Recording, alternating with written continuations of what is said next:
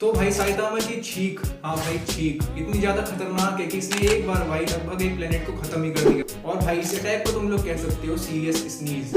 वैसे भाई ये कोई अटैक नहीं है, ये तो कैजुअल था भाई साइतामा के लिए। तो भाई जब साइतामा वर्सेस गारो की फाइट चल रही थी तब ये दोनों लड़ते लड़ते भाई जुपिटर के एक मून पे पहुंच जाते और भाई इस टाइम पे साइतामा के सारे कपड़े भी उतर चुके होते हैं और इसकी वजह से भाई साइतामा को लगती है थोड़ी सी ठंड और उसको भाई गलती से छींक आ जाती है। और भाई साइतामा जब छींकता है तो उसका मुंह भाई जुपिटर की साइड होता है और भाई इसकी वजह से जुपिटर की एटमॉस्फेयर में जो भी गैसेस थी उनकी सारी लेयर लगभग भाई जुपिटर से अलग हो जाती है, जिसकी वजह से भाई हमें जुपिटर का इनर कोर देखने को मिल जाता है। एक छींक से भाई जुपिटर का कोर ही रह डाला और ये सब देख के भाई गारो की हालत खराब हो रही थी। और भाई साइतामा के लिए तो ये सब कैजुअल चीजें हैं। साइतामा और गारो की फाइट के बारे में अगर जानना है तो मेरी आने वाली वीडियोस भाई बिल्कुल भी मत छोड़ना।